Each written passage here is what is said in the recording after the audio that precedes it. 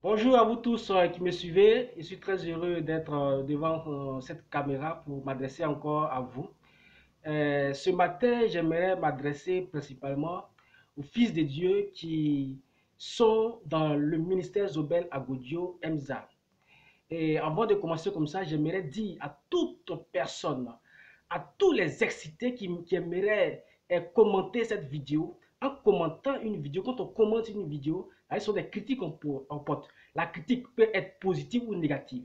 Donc quand tu portes une critique négative, voilà, tu prends un élément de la vidéo et puis tu contredis. Maintenant, comme nous sommes dans le domaine religieux, principalement dans le christianisme, il faudrait contredire avec la Bible. Donc, inutile de faire des commentaires avec des injures. C'est irresponsable de votre part. Surtout que vous êtes dans une église, dans une assemblée qui se dit avoir le monopole de la parole. Donc, faites preuve de responsabilité, s'il vous plaît. Lorsque vous commentez, faites-le avec des preuves bibliques. Lorsque vous portez des critiques, voilà, c'est ce que moi je fais quand je vais sur d'autres pages. Voilà. Maintenant, pourquoi je me sers de ce canal pour répondre, pour m'adresser à ces fils de Dieu qui se trouvent dans le MZA? C'est parce que les vidéos du MZA sont aussi diffusées sur ce canal, c'est-à-dire Facebook ou YouTube. Voilà, donc, lorsqu'on veut répondre, c'est tout à fait juste qu'on réponde aussi par ce canal. Quand il y a des fils de Dieu qui sont dans le MZA, c'est parce que j'en ai détecté. Voilà. Maintenant, pour ceux qui veulent forcément que je me trouve devant les leaders pour un débat, je vous ai déjà dit ce qu'il y a à faire. Voilà. J'ai donné ici l'exemple hier de deux équipes, par exemple, de deux équipes nationales, l'équipe nationale de la Côte d'Ivoire et l'équipe nationale du Cameroun. Si ces deux équipes doivent jouer, par exemple, en France, là-bas, ces deux équipes auront une cote donnée. Mais quand on va déplacer le match en Côte d'Ivoire, par exemple, sur un stade ivoirien, le stade Félix Houphouët-Boigny, hein, vous verrez que la cote de la Côte d'Ivoire va baisser parce que la Côte d'Ivoire joue à domicile. Quand on joue à domicile, on a plus de supporters. Donc, les responsables des sites de paris sportifs tiennent compte de tout ça. Ils savent que ce sont des éléments qu'il faut prendre en compte. Donc, me déplacer comme ça pour aller dans le forum de la Tchouva pour lui demander des débat, c'est inutile. J'y vais pour rien. Voilà. C'est pour ça que je dis que souvent, ceux qui vont faire des débats avec lui dans ce forum, ils perdent leur temps et sont souvent des gens sans révélation. Il y a quelqu'un qui m'a dit, mais toi, tu dis que tu parles de la part de Dieu, alors pourquoi tu dis que tu vas sur ce terrain-là, tu vas faire échec? Voilà, je lui ai dit que, j'ai dit que je vais faire échec, mais je n'ai pas dit que je serai vaincu. Parce qu'il ne pourra pas me vaincre, il ne pourra pas trouver des preuves bibliques pour me vaincre. Mais je vais faire échec tout simplement parce que mon message ne va pas passer. Et je lui ai donné, il m'a dit que, il m'a donné un passage qui dit, celui qui est plus fort, celui qui est en moi, est plus fort que celui qui est dans le monde. Donc si moi je parle au nom du Seigneur Jésus-Christ, alors normalement je ne devais pas craindre d'aller faire débat sur le terrain de Judas de la culture. Je lui ai aussi donné un passage biblique, précisément Matthieu 13, 58, là où une personne qui était la plénitude de la divinité a fait échec. Jean 13, verset 58. Voilà. Donc, quand on va à un combat, il faudrait tenir compte du terrain sur lequel tu vas. Ne dis pas, donc comme j'ai le Christ à moi, de Jésus en moi, quand tu livres un combat contre le diable sur son terrain, tu vas faire échec. Il ne va pas te vaincre, mais tu vas faire échec. Voilà, donc je dis, là où je te donne la tu vois, dans les différents coins où il va, là, dans ces forums-là, j'appelle ça du bordel, donc moi, je n'y vais pas. Si vous tenez un débat, je vous ai déjà donné des conditions. Trouvez une salle avec un modérateur et vous, les membres de son fan club-là, je ne vais pas vous voir. Voilà, c'est ce qu'on appelle un débat. Parce que ce qui se passe là, c'est de la passion. Ceux qui vont même, ce pas des gens qui vont dans le but de découvrir la vérité. On voit ça souvent au jardin public à Abidjan. Voilà. Il y a une année où je suivais une formation au plateau. Et chaque fois quand j'allais, le jardin public était payé. Il y a des gens qui quittent le pourquoi, qui prennent les sacs, qui vont au plateau comme s'ils sont des fonctionnaires du plateau. Or, ils sont des chômeurs. Mais ils vont au jardin public rien que pour écouter des débats contradictoires. Ils aiment beaucoup ce genre de débat, peu importe le thème. Même ils aiment voir les gens en train de débattre, tout simplement. Donc, c'est à juste titre que vous voyez que les vidéos du ministère Zobel à Godio sont beaucoup suivies. Parce que toutes les vidéos sont des débats. La plupart. Voilà, sinon, c'est pas parce qu'il y a quelque chose de bon là-bas. Bien. Donc, comme je l'ai dit, je vais m'adresser au Fils de Dieu qui se trouve dans le ministère Zobel à Godio. Voilà. Vous savez, je constate que à la surface de la terre, les chrétiens, les églises, hein, les chrétiens, puisque ce sont les chrétiens qui forment les églises, hein, se comportent un peu comme les hommes politiques. Vous voyez par exemple ici en Côte d'Ivoire, si tu es par exemple dans le parti qu'on appelle le RHDP, par exemple, je prends un cadre du RHDP qui s'appelle, quel est son nom là?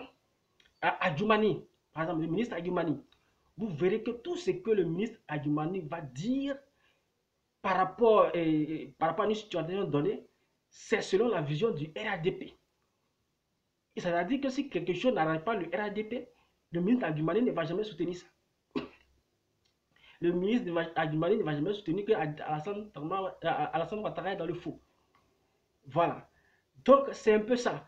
Si tu es aussi du camp du président Laurent Gbagbo, hein, du FPI, quel que soit ce que Alassane Ouattara fera de bon, tu vas dire qu'il ne fait rien de bon. Et c'est ce qui se passe. Les gens ont transporté cette vision démoniaque de la politique, là. Ils ont transporté ça dans l'église. Les chrétiens se comportent comme des hommes politiques. Je suis dans telle église, voici telle chose qui m'a attiré dans cette église. Une fois que je suis dans cette église, s'il y a de nouvelles choses qui se passent dans cette église, même si je ne suis pas d'accord, quand je prends ma Bible et que je lis, je ne suis pas d'accord. Si je vais dehors, que les gens sont en train de discuter, je dois soutenir cette position. Les chrétiens se comportent même comme des hommes politiques. On défend des églises, on défend des doctrines, au lieu de défendre la parole. Voilà, donc c'est ce qui est constaté malheureusement dans toutes nos églises par rapport aux chrétiens. Mais quand j'interviens comme ça, je n'interviens pas. Vous savez, je vous ai toujours dit, je n'interviens pas dans l'intention de faire sortir des gens de leur église. Voilà. Parce que j'ai toujours dit qu'en ce moment-là, le problème n'est pas que tu quittes ton église pour aller dans une autre église. Là n'est pas la question. Toutes les églises prêchent l'essentiel. Je prends par exemple le cas d'un recruteur qui est à la recherche d'étudiants très brillants en mathématiques. Et il rentre dans une classe, il demande au professeur de mathématiques de lui donner la liste des élèves pour qu'il puisse vérifier les moyennes en mathématiques. Et il se rend compte qu'il y a par exemple 4 étudiants qui ont 20 sur 20 en mathématiques. Alors, le recruteur, il décide de prendre ces 4 personnes. Mais en même temps, ces 4 personnes qui ont 20 sur 20 en mathématiques, vous allez voir que ces mêmes personnes n'ont pas la même moyenne en anglais, ni en histoire géo. Mais, puisque ce qui importe, ce qui intéresse le recruteur, c'est la moyenne en mathématiques, la moyenne d'anglais, tout ça, ça ne va pas l'intéresser. Donc, ces élèves-là, ces étudiants-là, ils sont différents en réalité. Parce qu'ils n'ont pas la même moyenne en anglais, ils n'ont pas la même moyenne en français, ils n'ont pas la même moyenne en informatique. Mais ce qui importe le recruteur, c'est la moyenne en mathématiques.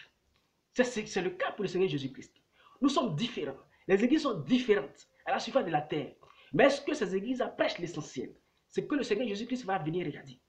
Si nous sommes différents sur des choses que le Christ n'a pas interdit, mais inutile de dire que parce que lui là, il ne prêche pas comme moi, il ne prêche pas ce que je prêche, alors lui, il est du diable. On peut être différent sur plusieurs points. C'est lorsqu'on est différent sur ce qui est recommandé, sur ce qui est interdit. Voilà. Et je dis qu'en ce moment, à la surface de la terre, au moins chaque église, toutes les églises prêchent l'essentiel. Toutes les églises prêchent l'amour du prochain. Toutes les églises prêchent la foi en Dieu. Toutes les églises prêchent la connaissance. Toutes les églises prêchent la patience.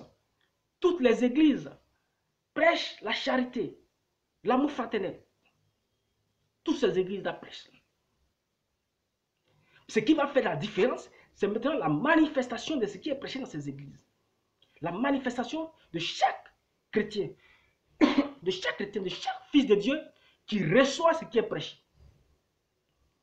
Et c'est ceux qui auront pu manifester ce qui est prêché dans ces églises-là qui seront appelés l'épouse. Ce sont eux que le Christ va venir chercher. Mais l'élément essentiel dans cette manifestation, ce qui importe même plus pour le Christ, c'est l'amour du prochain. Vous verrez que la Bible dit qu'il y a des gens qui vont dire que Seigneur, j'ai chassé des démons en ton nom, il va dire que je ne vous ai point connu. Ça ne veut pas dire que chasser des démons, ce n'est pas une bonne chose. Mais ce n'est pas ce qu'il va regarder. Si en plus de chasser les démons, tu as ce caractère d'amour du prochain en toi, alors tu es concerné. Parce que vous verrez qu'il y a des gens qui seront étonnés de savoir que Jésus va les choisir. Et il va dire, quand j'ai demandé ceci, vous m'avez donné. Quand j'ai demandé cela, vous m'avez donné. Ils vont lui demander, mais maître, quand est-ce que tu as demandé cela et puis on t'a donné? Il dit, chaque fois que vous le faites à celui-là, à telle personne, c'est à moi que vous le faites. Donc, le caractère essentiel pour un fils de Dieu, c'est la manifestation de l'amour et les autres vertus. Donc, sur quoi se basent certaines églises pour dire, à part nous, tout ce que les autres prêchent, c'est du diable. Quand je vous dis, je ne parle pas pour que vous puissiez sortir des églises, mais en même temps, j'aimerais dire à tous ceux qui sont dans des églises, si tu es dans une église où le pasteur ou bien le prédicateur dit, à part ce que nous on prêche là, tout ce que les autres prêchent, c'est du diable. Mon frère, dis-toi que ce pasteur-là, c'était un envoyé du diable. Quitte son église. Retourne là où tu es quitté pour venir chez lui-là. C'est mieux. Donc ce matin, j'aimerais m'adresser principalement au ministère Zobel Agodio, puisque je sais que beaucoup d'églises prêchent ainsi. À part nous, tout ce que les autres prêchent, c'est du diable. Beaucoup d'églises prêchent ainsi, mais puisque c'est le ministère Zobel Agodio, qui a ce courage de poster sur des publications sur les réseaux sociaux, alors je me sers aussi sur ce même réseau social pour parler à tous les fils de Dieu qui sont dans le ministère Zobel Agodio là-bas. Pour dire que si Dieu de la Jéhovah dit à part ce que lui prêche, tout ce que les autres prêchent, c'est du diable, quittez son église. Et je vais vous donner un exemple tout à l'heure. Vous voyez, le diable, il est très malin. Il est très malin. Quand je prends par exemple l'histoire d'Abraham. Vous savez qu'Abraham, la femme d'Abraham, Sarah, était sa demi-sœur. Donc, un pasteur, par exemple, dans sa vie, qui a commis l'inceste, c'est-à-dire qui est sorti avec une cousine, bien, une cousine comme ça. Puisqu'il a commis ce acte-là, il va justifier ça par la Bible. Et il va prendre, par exemple, l'exemple du cas d'Abraham qui a appelé sa demi-sœur. Il va dire, mais pour moi-même, c'est ma cousine. Mais Abraham, même que le père des croyants, sa femme était sa demi-sœur. Et il va commencer à prêcher, prêcher, prêcher. Alors tous ceux qui ont commis l'inceste et qui se sentaient gênés, qui étaient mal à l'aise parce qu'ils ont commis ce acte dans leur vie, même s'ils ne le font plus, mais au moins dans sa vie, s'il a commis ça, il ne va pas se sentir à l'aise. Donc quand il va entendre un message de Jésus de la Jéhovah comme ça dit, ou bien un message d'un autre prédicateur comme ça dit, que commettre l'inceste, ce n'est pas une mauvaise chose. Que regardez par exemple notre père Abraham, sa femme Sarah, c'était sa demi-sœur. Donc, ce qui est normal même, puisque Abraham c'est le père de la foi, ce qui est normal même, c'est que vous mariez vos demi-sœurs ou bien vos sœurs. Un envoyé du diable peut utiliser ce prétexte pour attirer des gens, puisqu'il a la recherche de masse. Il sait que beaucoup d'hommes vont se reconnaître dedans. Or, on sait que dans notre société actuelle, sortir avec, coucher avec une cousine, pas même mariage, hein, mais coucher avec une cousine directe, vous pouvez même, si les gens arrivent à le découvrir, on peut vous bannir de la famille. Donc, ce sont des choses qui ne se font pas. Ce sont des choses qui ne se font pas. Mais si des gens ont commis ça dans leur vie et qu'à cause de ça, ils ne sont pas à l'aise, Un prédicateur, faux prédicateur comme ça, va venir les attirer et les encourager dans ça. Mais en même temps, je profite pour dire à ceux qui ont commis ce genre d'acte-là, si vous le regrettez, Christ ne vous reproche rien. L'essentiel est que vous le regrettiez. Regardez un peu la femme adultère. La femme qui a commis l'adultère. Quand on l'envoyait devant Christ pour dire qu'est-ce qu'on doit faire de cette femme, puisqu'on dit de telle femme, il faut la lapider jusqu'à ce qu'elle meure. Il va répondre que si quelqu'un parmi vous n'a jamais péché, qu'il lui lance le premier la pierre. Donc, ce n'est pas ce que tu fais là même qui est important, mais est-ce que tu regrettes ça? Si tu regrettes, tu n'as pas de souci, Christ te pardonne. Donc, à part ce cas d'inceste, quelqu'un aussi qui est un grand voleur, il peut encore utiliser un autre exemple dans la Bible. Pour dire, regardez, Israël, qui était Jacob avant, il a volé le droit d'aînesse de son grand frère. Et aujourd'hui, il est grand. Et son nom qu'on utilise même pour désigner la cité sainte. Donc, vous voyez, mes chers amis, ça veut dire que le vol, c'est une bonne chose. Il faut voler les gens. Par Israël même, il a volé le droit d'aînesse. Un envoyé du diable peut venir comme ça. Il va se servir de la Bible pour attirer des gens. C'est de cette même manière que je donne la Tchétchoufa. Étant à la recherche de la masse, il sait que à la surface de la terre, là, et il ne cesse pas de le dire, il y a des gens qui se reconnaissent dans ce qu'il dit. Parce qu'effectivement, c'est seulement 2% de la population mondiale qui ne peut pas se reconnaître dedans. Les 98%, au moins, on peut avoir des hommes, on peut avoir des rapports avant de se marier, avant de faire d'autres, avant d'être dans un foyer, avant de fonder un foyer. Les plus consciencieux regrettent ce genre d'acte et voudraient arranger leur vie. Mais en même temps, lorsqu'un faux prédicateur comme ça vient pour dire que c'est ça là même, c'est comme ça mais qu'il faut faire d'abord avant de marier la femme. Ça veut dire qu'il faut coucher avec elle si tu vois qu'elle te convient. Tu la prends. Si tu vois qu'elle ne te convient pas, que tu la laisses, c'est pas grave. Vous pensez qu'un tel message, beaucoup d'hommes vont pas se reconnaître dedans. Beaucoup d'hommes vont se reconnaître dedans. Voilà pourquoi il y a un qui m'a demandé si moi je suis un puceau. C'est-à-dire, est-ce que je n'ai jamais eu de rapport sexuel depuis ma naissance, alors que je ne suis pas marié. Donc, pour eux, si tu as déjà commis le vol dans ta vie, si tu as déjà volé, tu dois soutenir le vol. Utiliser des passages bibliques même pour soutenir le vol. Ils sont eux qui sont rassemblés comme ça, beaucoup dans le MZA.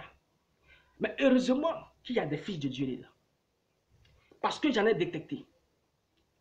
Quand je leur ai envoyé un post, j'ai publié un post dans un groupe là, pour essayer de tester leur niveau de connaissances.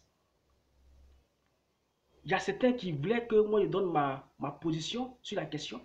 Parce que la question c'était quoi? Donne-moi le passage biblique qui dit que on doit d'abord coucher avec la femme avant de faire la dot. Ou bien avant de vivre avec elle. Personne n'arrivait à me répondre. J'ai reposé une autre question. Donne-moi le verset biblique ou bien le passage biblique qui explique, même si le passage biblique ne le dit pas littéralement, mais si ça signifie ça, donnez le passage biblique qui signifie que le mariage, c'est le sexe. La plupart demandaient que moi je leur donne ma position sur le mariage d'abord. Je leur ai dit non. Il faudrait que ce soit vous d'abord qui me répondiez, puisque c'est de vous que j'ai entendu ça. Mais en leur répondant ainsi, je me suis dit que ils recherchaient à l'instar de leur père, parce que leur mentor, Gédéon, tu vois, quand tu lui poses une question, il essaie de te tourner autour pour trouver une faille dans ce que tu vas faire suivre. Comme récemment, quelqu'un lui demandait le fruit dans le jardin d'Éden, c'était quoi? Il est là, et le péché que Adam et Ève ont commis dans le jardin, c'était quoi? Il dit, c'était la désobéissance. Oh, il sait très bien la question que le gars veut poser. Mais réponds à l'essentiel. Et il a laissé le gars partir. Oh, le gars devait rester là. Moi, mais je voulais entendre aussi la position contradictoire de ce gars. Parce que nous sommes en quête. Nous sommes toujours en train de chercher. Peut-être que lui il va dans une autre position à part le sexe. Mais il a été il a été tellement heureux de voir le gars partir. C'est l'absence du gars maintenant qui donne maintenant sa vraie position.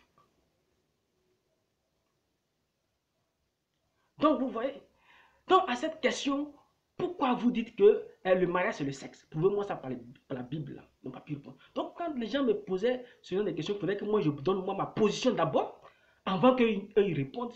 Je me suis dit qu'ils voulaient trouver des failles dans ce que je vais dire.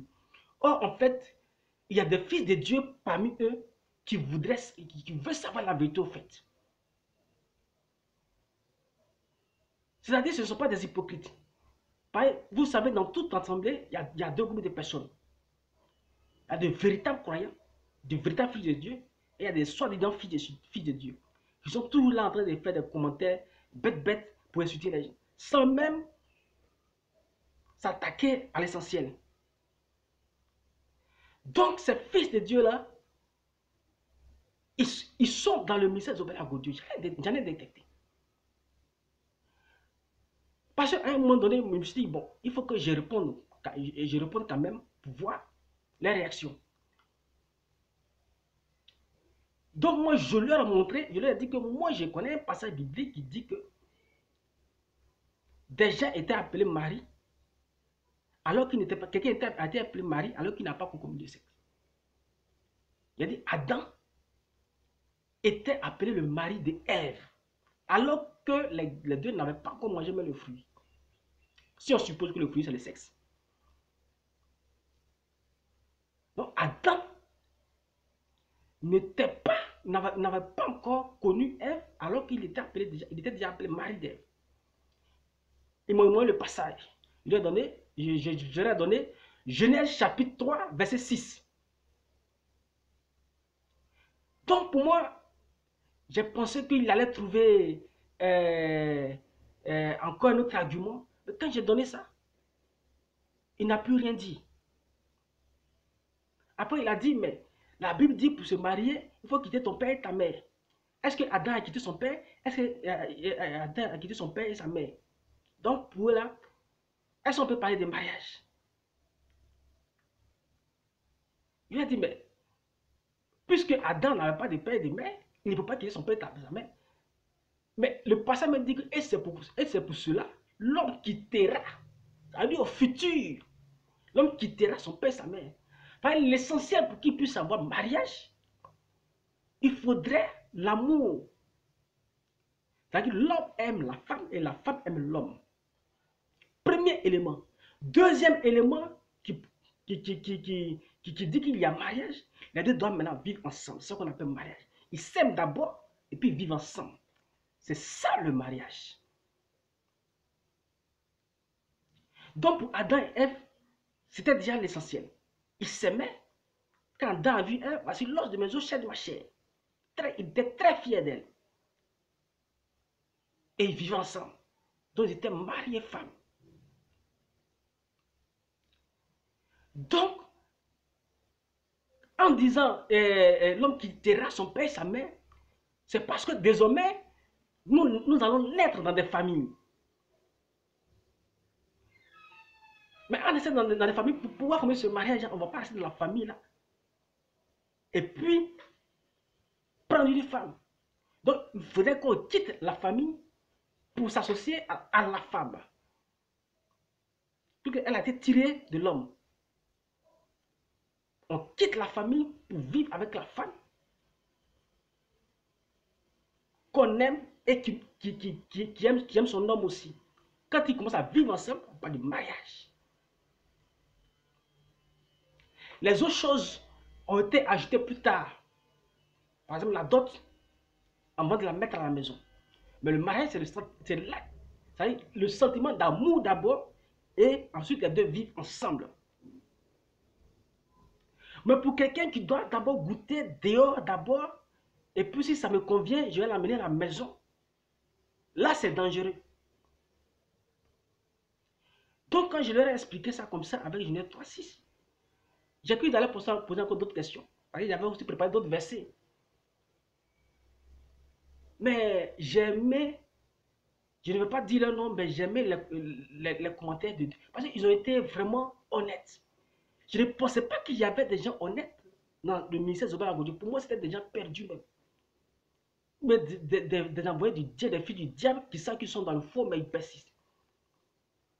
Mais quand j'ai donné la réponse, il y a un qui a dit, merci, tu viens de m'ouvrir l'esprit. Il y a un autre qui a dit, merci, le verset est authentique. Ça veut dire qu'il y a des filles de Dieu dans le mystère d'Obed Agodio. Parce que le seul verset que je donne de la Turquie, on va leur donner, c'est Exode 22:16. Et tous, c'est le seul verset qu'ils vont te donner pour justifier ça, cette doctrine. C'est vrai, lui-même, il a évolué un peu parce qu'il utilise aussi d'autres passages. Mais eux là, c'est le seul verset qu'ils ont. Ça veut dire que il y a beaucoup qui ne sont pas allés là-bas parce qu'ils sont dans cette erreur. Il y a beaucoup même qui vivaient même selon la voie de Dieu. Mais que ce type a rendu en erreur. Donc c'est à eux que je m'adresse. Ceux qui demandent le débat là, je leur ai dit ce qu'il y a à faire. Je ne vais pas tout exposer comme ça. Parce que je sais que même s'il est orgueilleux, actuellement, il ne peut pas sortir le débat. Parce qu'il se dit peut-être pourquoi il va se rabaisser au même niveau que moi. Lui qui conduit beaucoup de personnes, lui qui a une page avec plus de 80 000 abonnés. Il va se rabaisser pour venir faire un débat à un moment dans une salle. Il ne va jamais l'accepter. Mais c'est que tôt ou tard, même si c'est dans 10 ans, ça aura lieu. Donc je garde mes cartouches pour ça. J'ai plein d'arguments. Mais je n'ai pas tout exposé ici. L'essentiel est qu'avec le peu que j'ai donné, je sais que ça peut ouvrir les yeux aux filles de Dieu. Maintenant, quand la dot a été ajoutée, ça veut dire que maintenant le mariage doit se faire pour dire que quand vous êtes aimé, il y a un acte que l'homme doit faire pour que la femme puisse venir avec lui. Pour Adam et Ève, il fallait que les deux vivent ensemble. Parce que la dot allait être payée à qui? Mais maintenant, puisqu'on vit dans les familles, la femme vit dans une famille, l'homme vit dans une famille, l'homme doit payer la dot. Et il y a des traces bibliques qui montrent que c'était ainsi. Dans 1 Samuel 18, verset 25. 1 Samuel chapitre 18, verset 25. Vous pouvez le vérifier. Vous pouvez commencer à lire un peu en haut et descendre. Donc, à tous ceux qui voudraient contredire cette vidéo, c'est-à-dire que quand tu viens contredire un verset, normalement on ne contredit pas un verset. On contredit la thèse que la personne a utilisée et que la personne a sorti en utilisant le verset. La thèse, c'est que la personne dit derrière le verset, ça qui contredit. Donc, quand quelqu'un te présente un verset, par exemple, quelqu'un qui dit Jésus est Dieu. Si il arrive à te montrer un passage qui montre que Jésus est Dieu, toi, le passage que tu as cherché à montrer pour le contredire, ce n'est pas un passage qui est contre le verset que tu as montré. Mais c'est un passage qui est contre l'interprétation qu'il a derrière que tu as montré. Donc, quand tu viens pour me contredire, ne cherche pas un verset qui te semble contraire au verset. Donc, pour cela, normalement, la logique exige d'abord que tu expliques le verset que celui qui est en face de toi t'a donné. Pour dire que non, le verset que tu as utilisé là, ça ne justifie pas ce que tu dis. Que le verset que tu as utilisé là, en réalité, voici ce que ça veut dire. Par exemple, moi, dans mon cas, si quelqu'un vient me montrer un verset pour dire que ce verset a dit qu'il faut d'abord coucher avec la femme avant de faire payer la dot, s'il me montre, comment on appelle, Exode 22, 16 là, moi, ce n'est pas la parole qui est dans Exode 22, 16 là que je vais contredire. Donc, je ne vais pas chercher un verset qui semble contredire ce verset. Mais d'abord, ma première préoccupation, c'est d'expliquer à celui qui est en face là que Exode 22, 16 qu'il a choisi là, ça ne dit pas ce qu'il dit. Ça ne répond pas à ce qu'il dit. Donc, je vais expliquer Exode 22, 16 d'abord. Si l'explication ne suffit pas, je trouve un autre verset pour compléter l'explication. Sinon, on ne prend pas un verset pour contredire un verset. Parce que tous les versets viennent de la même personne. Donc, je vais vous laisser sur ces plus de 30 minutes d'intervention. Bye bye, que Dieu vous bénisse.